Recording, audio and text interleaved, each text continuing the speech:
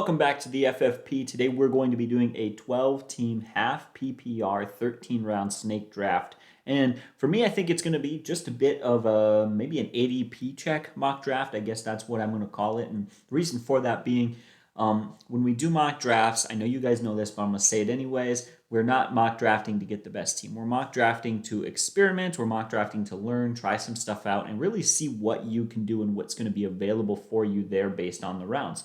So we'll be paying attention to how long can I wait to draft my quarterback, how quickly our running back talent's going, what kind of steals and value picks at wide receiver are there going to be. One draft, we're going to definitely experiment with taking Travis Kelce in the first round and just different things like that that are going to give us a real overview and general understanding of what things are like based off of ADP. That being said, I'll be using Sleeper Fantasy and their mock draft system for that specific reason.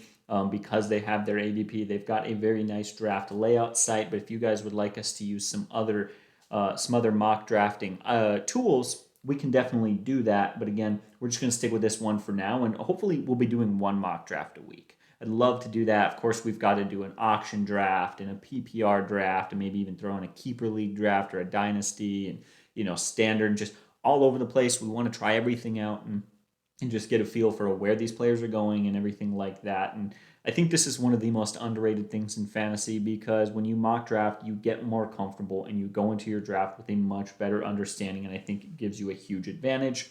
I don't know if I mentioned it before, but I will be taking pick number 6. Again, we can try another mock drafts, taking the 12 or the 1st or the 3rd. It doesn't matter, but I just took the 6th because it was right in the middle there in a pretty average spot. But anyways, I'm going to be talking about every player that gets brought up, that gets mentioned, and where they're taken, just so that anybody who happens to be listening on podcast can follow along. Hopefully that will help you guys out a bit. Maybe I will put it in the description as well. We'll see what that actually turns out like when I get to editing this video, but should be a fun time to just evaluate these guys and what we're dealing with. But I suppose we'll just get right into it and let's start keeping track and following where these guys are going and what we've got to work with. All right, so at pick number 1, Dalvin Cook gets taken, followed by Christian McCaffrey and Derrick Henry. At pick number 4, Devontae Adams goes off the board, starting off our receivers far earlier than normal. Then Saquon Barkley is taken, and it is now my draft pick. I'm a little bit surprised to see Alvin Kamara is still out there, even Jonathan Taylor and Ezekiel Elliott, Aaron Jones as well. Guys, I like Derrick Henry, but in a half PPR league, this seems like maybe a bit of a stretch for me. He did have a phenomenal year last year, so I can definitely understand it, but I would tend to maybe play things on the safe side and not take him there. I'd also probably take McCaffrey number 1, and I probably would have waited on Devontae Adams. But ignoring that, let's get to my pick. Really, here's our top options. I know Nick Chubb is out there. He's a great running back. But, we got to get a guy that's got good PPR value with the question marks surrounding that offense. And I'm probably not going to take Aaron Jones as much as I like him. It's really Ezekiel Elliott or Alvin Kamara is really what you're dealing with here. And very talented guys. Alvin Kamara is great, but the loss of Drew Brees is a massive concern for me. And Ezekiel Elliott was massively underrated last season. In the 4 games where Ezekiel Elliott played with Dak Prescott, full games, he had 23 catches and was second only to Alvin Kamara, except he's got his quarterback back. Kamara doesn't. So I'm going to go Zeke here at pick number 6, and I'm really happy about that. Seriously underrated PPR back. At pick number 7, Nick Chubb goes, followed by Alvin Kamara, and then back at the wide receivers, we've got Tyreek Hill. Jonathan Taylor and Aaron Jones get picked at 10 and 11, and finishing out the first round is DeAndre Hopkins at pick number 12. Again, interesting. Nick Chubb for me seemed like a bit of a reach. I would have taken Kamara over Chubb, and I probably would have taken Jonathan Taylor as well. Aaron Jones is, maybe a bit of a question mark there. If you're really confident that Rodgers won't be there, I could definitely see not taking Aaron Jones where he's at either. The question mark being about those 2 wide receivers, Tyreek Hill and DeAndre Hopkins. Both great picks. Can't argue with those picks, and I get it. If you love Chubb, but it's, a league where you're scoring half PPR points, or you love Aaron Jones, but you've got question marks about, Aaron Rodgers being there, yeah, I would have definitely gone and turned and gotten those guys for sure. Starting off the second round, A.J. Brown and Stephon Diggs go.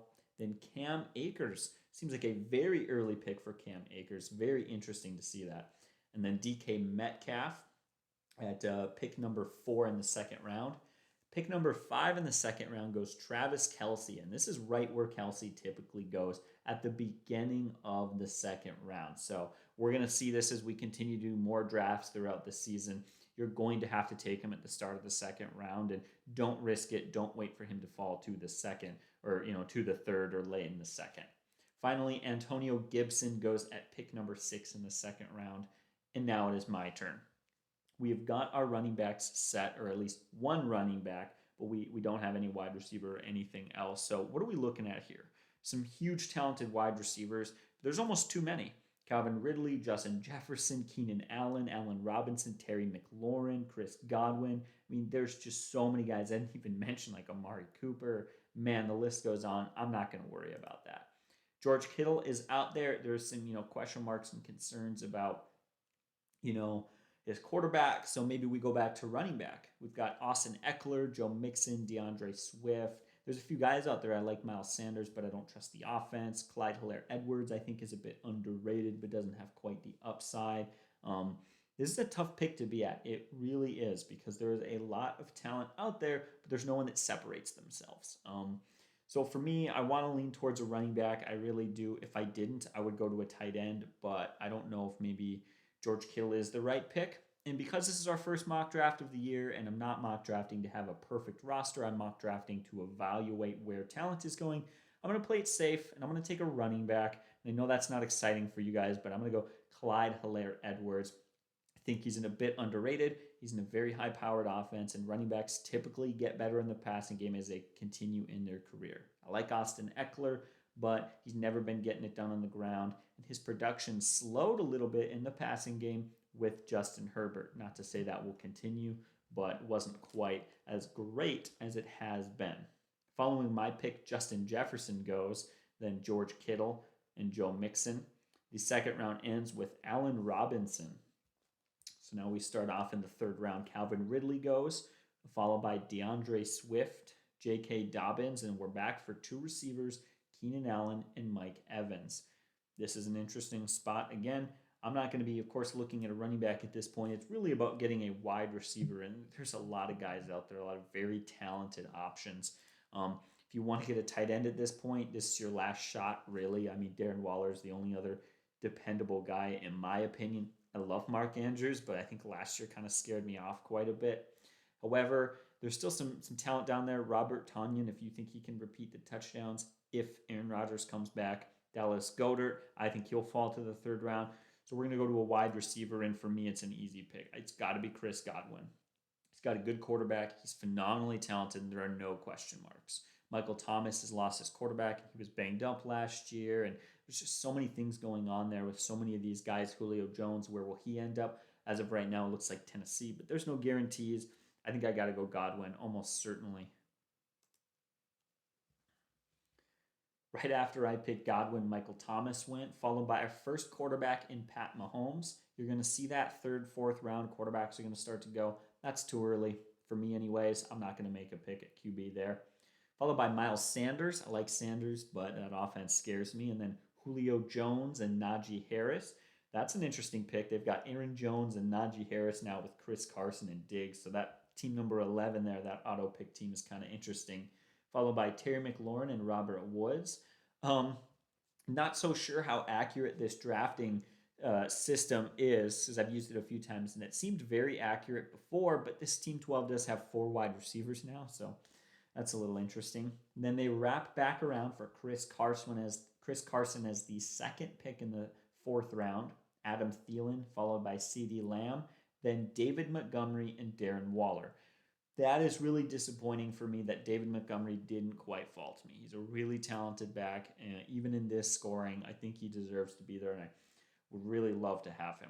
That being said, there's still a few options out there. Not a ton, but there are a couple of options. Melvin Gordon is out there, and I do like Melvin Gordon for sure, and I do like Josh Jacobs. I think those are the 2 guys. I like Kareem Hunt, but splitting that role there with Chubb, I just don't think I can quite put him there.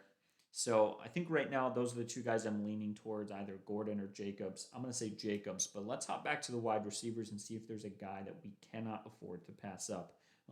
Anyone like that anyways. So got Amari Cooper, Kenny Galladay, DJ Moore. No one there that really stands out to me. I do need to go out and get more wide receivers. I don't want to wait on them for forever.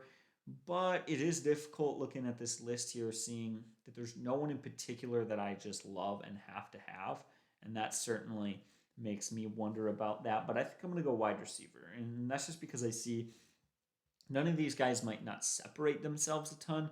But at the same time, none of these guys, I don't really love any of them. And I'm afraid to fall too far in the wide receiver category. So let's go with Amari Cooper. He's going to get Dak Prescott back, and that is going to be one heck of a high-powered offense. They follow that pick up with Josh Allen, and then Jacobs, Deontay Johnson, DJ Moore, and Kenny Galladay finish off the 4th round. Then Melvin Gordon, Kyler Murray, and Dak Prescott go. Then Kareem Hunt and Myles Gaskin. At this point, guys, I either need to take Mark Andrews or go grab a running back, and the running backs are getting thin at this point. They really are getting thin. To be honest, James Robinson has fallen quite far, and I think he's a bit of an underrated pick because they drafted Travis Etienne, who seems to be very talented. But from what I've heard, it really sounds to me quite a lot like they're going to use him at wide receiver, and he's not really going to be the main running back. And so I actually like that pick a lot. I think that James Robinson here in the 5th round is a bit of a steal to add depth to the running back position. He doesn't have the upside he once had, but he doesn't need to. He's not my starter. Continuing on from there, Lamar Jackson went, then Odell Beckham and Mark Andrews. Travis Etienne was then taken, followed by Chase Edmonds and Cooper Kupp to finish off the 5th round. TJ Hawkinson, who is now our 5th tight end taken, really secures that there are no tight ends available. We have gone about as far as we can go waiting on tight ends. We got to grab a guy now. We'll talk about that in a second. David Johnson went, followed by Brandon Ayuk, Damian Harris, T. Higgins, and Tyler Lockett, who was a steal in the 6th round. I wish I had seen that for sure. But anyways, we're going to go take Dallas Goedert because after that, there's really no talent available unless you want to take a risk on Kyle Pitts. Robert Tonyan's out there, but I don't trust his production was mostly touchdown based, and that makes me nervous. So I'm going to go Dallas Goedert. I think he's going to have a really good year this year. And now we really settled. We do need to go out and get another wide receiver. This is a 3-receiver draft, but I think we'll be able to make do because we've got solid backs and we've got a tight end set at this point. So continuing on from that pick, Leonard Fournette and Raheem Mostert went, and Cortland Sutton and Claypool. Aaron Rodgers was then drafted to finish out the 6th round. The next round starts off with Ronald Jones, DJ Chark, and Will Fuller. Then Russell Wilson goes at pick 7-4, and Zach Moss. We are now up, and we need to get a wide receiver. I did stop real quick here looking at the quarterbacks. There's quite a few guys out there that still have some value. I don't feel rushed to take anyone at this point, and no one really truly separates themselves as the best, safest option. So, I don't think that I can go out and draft a QB at this point when we desperately need a wide receiver. Juju Smith-Schuster is out there. I think a lot of people would take him at this point, and certainly can't call that the wrong choice, but definitely don't know if it's, certainly for sure the right pick. So I want to just scroll down and look at a lot of different options. There's a ton of young guys, a ton of young possible talent, but at this point it looks like our wide receiver 3 is going to be a bit of a toss-up, and I don't like that, but looks like we're going to be switching in and out from week to week and evaluating our options. Jamar Chase is out there, and I do like Jamar Chase, but bit of a risk there at the rookie, and maybe I want to get one more guy. So that's the question now. Do we take our quarterback and we feel set there, or do we hop back to our wide receivers? And this is a bit unusual for me. I'm going to go grab a QB. I'm going to grab Tom Brady. I think he's a safe option with some of the best weapons in the league. Now our next 2 picks are going to be wide receivers, and we're going to take 2 young guys that I think together can equal 1 wide receiver 3. And I know that sounds weird, kind of moneyball the situation, and just understand that when we do this, it's essentially evaluating every week. I need to be very, smart about who I'm starting. But that's totally okay. That does allow us to stretch our talent a little bit further if you're able to do that as a mature fantasy owner. Moving on from our pick, Brady there at round 7, pick 6, followed Deebo Samuels, Robbie Anderson, then Justin Herbert. Mike Davis, Tyler Boyd, and Gus Edwards finishes off the 7th round. We start off the 8th round with Kenyon Drake. Then Denver's running back Williams, Juju Smith-Schuster, Brandon Cooks. And then James Conner and A.J. Dillon. James Conner is a really interesting pick, and round 8, pick 5.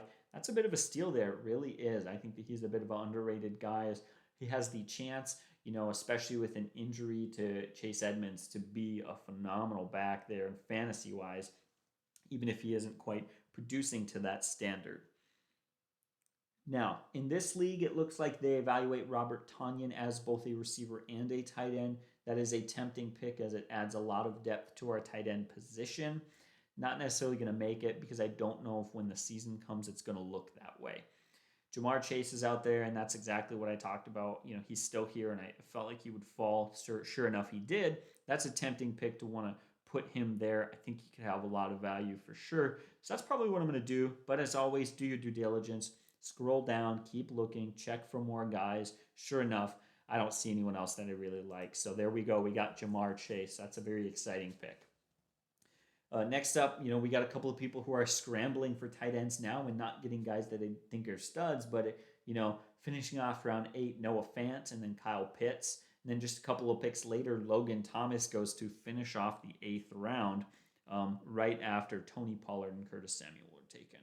We start off the 9th round with Robert Tonyan, who is a steal there. He's a great pick for sure. If I didn't already have Goedert, I would have taken Tonyan. I didn't realize Tonyan would have been there the next round around. That definitely changed some things. I definitely could have drafted another more talented receiver or quarterback there for Goedert's spot, but you live and you learn, and that's what we're doing here. So then after Tonyan, Devin Singletary goes, followed by Devontae Parker, Jarvis Landry, and Jerry Jeudy. So those are some good wide receivers, but there's still some good options available for sure. Like Michael Gallup, but he's the wide receiver on that 3 team. Devonta Smith is a risky pick, but he's got huge upside. Laviska Shenault is in I think a crowded receiving corps with question marks surrounding what his quarterback Trevor Lawrence is going to look like and what his targets are going to be. So for me, the pick is obvious. I think the pick has to be Marquez Brown. Now, according to Sleeper Fantasy, most people are taking Corey Davis first, but do you really trust Corey Davis as a wide receiver 1 when he's proven he can't do it in the past and he's now playing for a Jets team? No way. I'm going to go Marquez Brown. He might not have super high totals, but he's a very talented guy. He's going to find some touchdowns. He's going to capitalize on good matchups, and he's going to retain that number 1 role. So there's Marquez Brown there. We've got now 4 wide receivers, 3 running backs. We've got some depth. So we can really start picking for whatever we think is best. All right. After we picked Marquez Brown, Mike Gesicki went, followed by Corey Davis, and then a huge run on quarterbacks. Matt Ryan, Joe Burrow, Jalen Hurts, Matthew Stafford. Then Devonta Smith went, followed by Ryan Tannehill. So that's 5 of 6 players drafted. Then Nyheim Hines was taken. This late in the draft in round 10, Nyheim Hines is a bit of a steal there as far as a guy that, they've got their clear one in Jonathan Taylor, but he's a PPR stud. And so in a full PPR league, yeah, I'd love to throw him on there, especially if you already own Jonathan Taylor, which this team does. That's a good pick. Then tight end Smith for the Vikings goes, Latavius Murray, and Trey Sermon. So now we're here at the 7th pick in the 10th round. It's best talent available. That's what we're doing at this point. And there's still definitely some talent out there.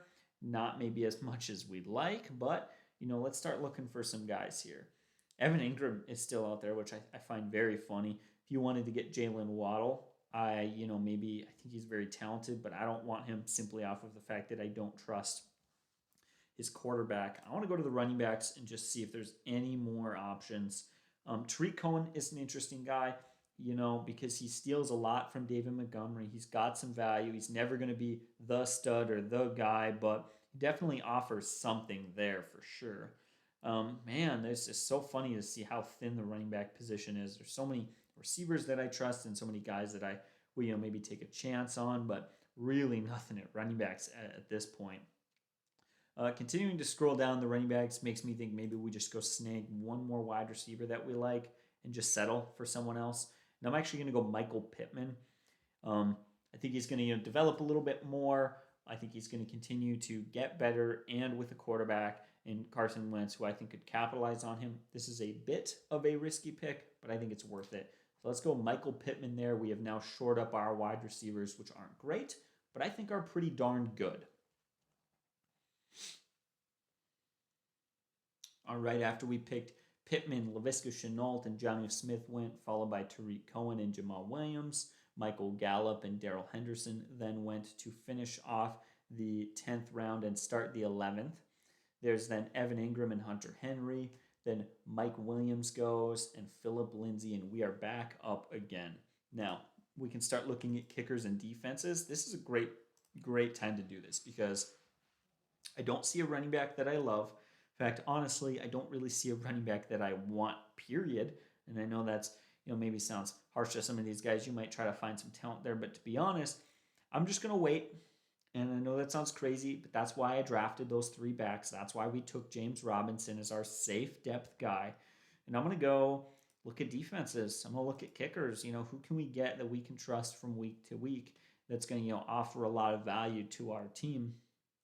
And that means I'm not going to be using, and I know this sounds strange, right? Why are you going to reach and grab a kicker or a defense that early? And the reason for it is very, very simple, guys. When you draft a kicker or a defense early, you are not wasting waiver wire priority on a 1-week filler kicker. Simple as that. And that's what I like about it. So let's go grab Justin Tucker. Again, I'd love to take a running back there, but when you don't really have the situation to do that, you don't really have the talent that you think is absolutely must get, it's worth it because you're going to shore up that and not have to worry about it. As far as fantasy defenses go, there's some good options there. Let's go, stuck between 2 options, either the Washington football team defense or Tampa Bay. I like Tampa Bay maybe a little bit more, I think, so let's just throw them on our roster and we'll see what's available to finish off this draft as far as running backs go, because I do want one more back on our team. There's the quarterbacks. Here we go, running backs. Alexander Mattison and J.D. McKissick are some interesting picks there for sure. Ken continuing to scroll down, not really seeing a whole lot. It says half PPR, so rookies only. That's a nice little button. I do like that, so we can look at some guys that might offer some value on some of these teams, might step in immediately and do something. None of these guys I like particularly, so we can even just remove that and continue to look. But in my opinion, I'm probably just going to go snag Alexander Mattison because he offers the most upside in the case of a Dalvin Cook pick or Dalvin Cook injury. Boom, I've then got one more starter on my team. If you didn't like that and you didn't want to pick for the upside, I would take Giovanni Bernard for Tampa Bay. But I'm going to go Mattison because I'm not going to overthink it. I'm not too worried about it. But this is what my team is looking like now, guys. That was the draft. Again, just short 15-rounder right there. 13-rounder. So really short bench, not a super long one. Just wanted to get a feel for what these drafts are going to look like. And, of course, as always, kicker and defenses get weighted on. I think a few teams are reaching on quarterbacks. Not that many teams, but just enough of them that a few more talents fell to me. It's crazy to think that in the middle of the 5th round, I was able to get James Robinson. I know the draft of Travis Etienne makes a lot of people nervous, but I think as a whole, that's a pretty solid pick. So here's ultimately what my roster looked like.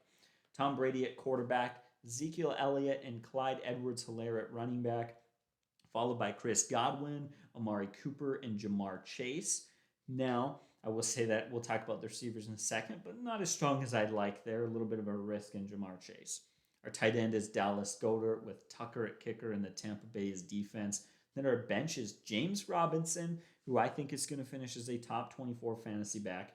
Marquez Brown, who is a great complement to Jamar Chase. If Jamar Chase is our swinging for the fences and either hitting a home run or striking out, Marquez Brown, I think, is the guy who's a walk or a single, right? He's not going to finish as a wide receiver 1. He's not going to finish as a top 10 or top 5 wideout, have the huge season, but he's safe. He's got a high floor. He's got an ability to score touchdowns, and I like that a lot.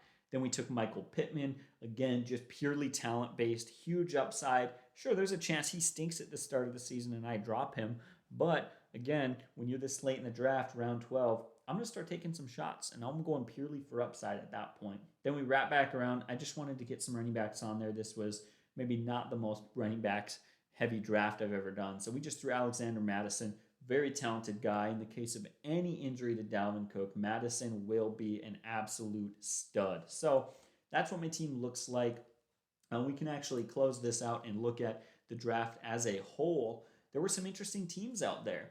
You look at, like, say, Team 10, they got both Jonathan Taylor and Cam Akers. That is a very risky backfield. All of their running backs are very risky. They also drafted Travis Etienne and Mike Davis. I think all question marks there. Jonathan Taylor, not a huge question mark. The only question mark is how high is his ceiling with Naheem Hines there. But, we don't really know that. But his number 2, Akers, big risk. Etienne as his number 3, big upside, big risk, so there's a lot going on there. Again, I don't know how accurate this is because we look at, this last team here took 5 receivers in a row and their top backs are Gus Edwards and Kenyon Drake. I did quite a few mock drafts before this to make sure that the drafting system was accurate, and it seemed to be much more accurate than this particular one turned out to be. That being said, if you're in a casual league, that can very well happen. I just know that for many of you who are in more competitive leagues, that's not as likely. Anyways, had I known that guys were going to fall as far as they did, like Robert Tonyan, or that I would have been able to grab, Hunter Henry there in, what was that, the 11th round, I would not have taken Dallas Goedert where I would have taken him. And what I would have done then is drafted a running back a little bit earlier. I would have taken another more talented guy just slightly earlier, and that probably would have helped me out quite a bit. Or maybe I would have drafted another wide receiver and able to get a Claypool or a DJ Chark or whoever it may have been. That being said, this draft turned out really good for me. I want to hear from you guys what you think of this draft and ultimately how well it went. But tracking this, it's exactly what we see. A couple of tight ends get picked early, that are good picks. Kelsey and Kittle and Waller, those are good picks early. Other teams then began to reach. I don't see the point of taking Noah Fant in 8 or even Logan Thomas in 8 or TJ Hawkinson in 6. I think those were reach picks. Same thing goes with the quarterbacks. Pat Mahomes was a bit of a reach in round 3. I do think that. So then other teams started to reach. And ultimately, they really wasted, taking Lamar Jackson in the 5th round. Not the worst pick I've ever seen, not knocking it, but you could have waited and gotten some other talent that was taken after you. So definitely watching those trends. This was a pretty standard and straightforward draft. Not a ton in particular to learn there. However, I do like to just evaluate. Here's where some backs are falling. Because of Kenyon Drake, Josh Jacobs fell to the 4th round. That was an absolute steal. In fact, I remember I wanted to draft him, but we ended up going to Amari Cooper. I have to think that was most likely the right call because it's half PPR. Maybe it wasn't. Who knows? And honestly, at this point, who cares? So guys, I'm going to round out this video. I want to hear from you guys. What do you think of this draft and what did you learn? Let's continue to do some more mock drafts, just hang out and talk football, and hopefully, we'll be getting more comfortable and more prepared for when our actual draft comes. We'll be hitting home runs and no surprises will be happening. Rob always says it, you cannot win your league at the draft, but you can definitely lose it. You can lose your league at the draft if you do not have a good enough draft. So hopefully we're all getting prepared enough and ready when that time comes. Guys, thank you so much for watching. You have a great day and God bless.